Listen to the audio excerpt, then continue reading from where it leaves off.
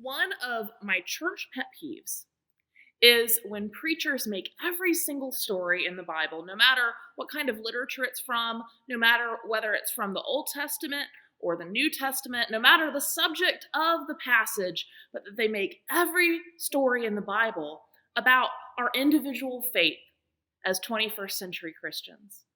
Now, the reason this bothers me so much is because not every story is about us. Some are teachings that we need to glean lessons from, but some of them are about economics.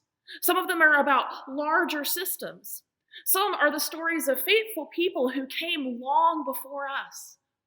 Some parts of the Bible are beautiful poetry, showing us the depth of emotion and experience that someone long ago had with the same God that we love and serve. So with that said, that I don't think every story in the Bible is a lesson about our individual faith, I do think that faith matters.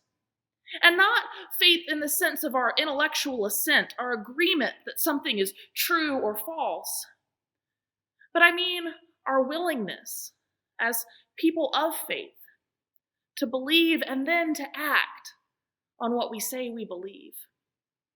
And I think when we say that God is a liberator, our belief in that truth is essential to doing the work of God's liberation. And so despite the fact that the Exodus story is not necessarily our story, that it's a story of people long ago and it's a story of liberation for our Jewish siblings even now, I think when we read the passage that we read today from Exodus 14, starting in chapter 19, I do think we can get a lesson on the importance of faith in the work of liberation. So I want to back up a little bit because, the lectionary is jumping around with the Exodus story. And so we need to know what came just a little bit before the passage we read today. So after all of the plagues, after the plague on the firstborns, after the Passover, Pharaoh finally relents. He finally listens to Moses and agrees to let God's people go. But then in an almost comical and comically immediate reversal of that, as the Israelite people start to leave bondage and slavery, Pharaoh gathers up his army and comes after them and tries to put them back into bondage. Now, the Lord tells Moses to lead the people not by the quickest or the easiest route, but to lead them through the Reed Sea. And the Lord recognizes that the Israelite people aren't 100% sold on being liberated, on this idea that they're going to be led into something better than what they have now. And so as they wander out into the wilderness, as they follow Moses, and they see the Egyptians coming up behind them, they begin to doubt. They begin to doubt that liberation is possible. And there's this great line in this passage about, don't you know, we could have stayed where we were if we wanted to die? And yet even in that doubt, the Lord is with them the whole time in this pillar of smoke and fire that guards them and keeps them and lights their way at night. And then there's the miracle of the sea parting before them, this incredible obstacle that seems insurmountable, that God makes a way through that sea and the Israelite people are able to walk through it on dry land. But as the Egyptians come up behind them, their way is thwarted. The sea comes back together, and the army is wiped out. And in all of this, throughout all of these trials, through all of this travel, through seeing their foes defeated, the people finally come to believe, at least for now, in what God is doing and leading them out of slavery and oppression and leading them towards a promised land.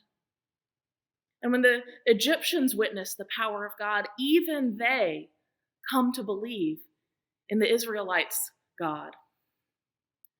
So there's, of course, the idea that the Israelites' faith is strengthened because of these displays of amazing power that they see, because their enemy has been defeated, because God has flexed on Pharaoh over and over and over again and won the day. There's that faith, the faith that comes as a result of witnessing God's amazing power. But there's faith that has to happen before that to even get them out of slavery and into the wilderness. When they get up and leave, when they're willing to follow Moses even to begin with, to leave behind their homes, the life that they've known, that is an act of faith. It's an act of faith when they choose to keep going, even though they're being pursued by an enemy army. Even when trouble seems all around them and they stand at the banks of the sea, they keep going. And that is an act of faith. And when it seems like all hope is lost because there's an army behind them and water before them, to take a step onto that dry land, to believe that they won't be overwhelmed and overcome by the waves that have been parted by the power of God, to pass through a tremendous obstacle, an insurmountable obstacle, that too is an act of faith. But most of all, and I think most important for us to hear, it's a tremendous act of faith to really believe that liberation is possible at all. Now, friends, for us, where this connects to our faith, I think, is that we need to witness faith that acts towards liberation and even believes that it's possible. We see that the Israelites doubt, and we doubt too. A lot of times we don't believe that God can bring us and bring others out of the bondage and oppression of this world. We don't believe fully enough in whole cloth liberation, and so we settle for less. We're okay if we have to make fewer bricks. We're okay if the punishment is a little bit lighter. We'll settle for Pharaoh just being a little bit nicer. But that's not the liberation that God is working. When we settle for too little and not enough, we're not living into the liberation that God is calling us to. And so we need faith in the liberation that God is doing, not the liberation that our human minds can imagine. We need a bigger vision. We need a faith in God's liberation that will compel us to leave the things we know behind us, to leave the things that are comfortable and stable behind us. We need a faith in God's liberation that will cause us to keep walking even when trouble is all around and things seem hopeless. We need a faith in God's liberation that will overcome obstacles that seem like there is no way we can overcome them. And we need a faith that the liberation that God is offering is indeed as abundant and as holistic as God promises that it is. And we need faith that it really is possible, that it can be a reality. When we come into that kind of faith, when the work that we do, when the choices that we make, when the life that we live is guided by a faith that big and that consumed by God's liberating work, then we need to go witness it to others. Even the Egyptians come to believe in Israel's God when they witness God's liberating power at work. And so we need to show people that power.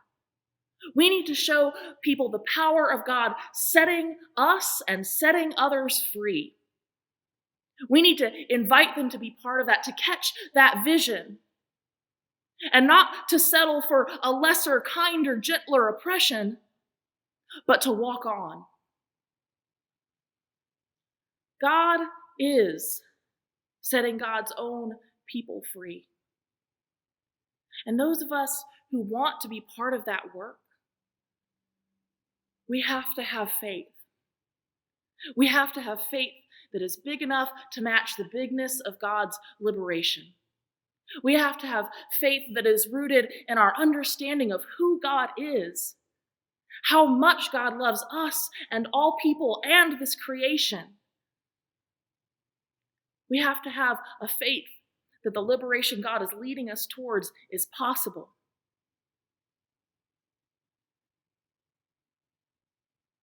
And we have to have faith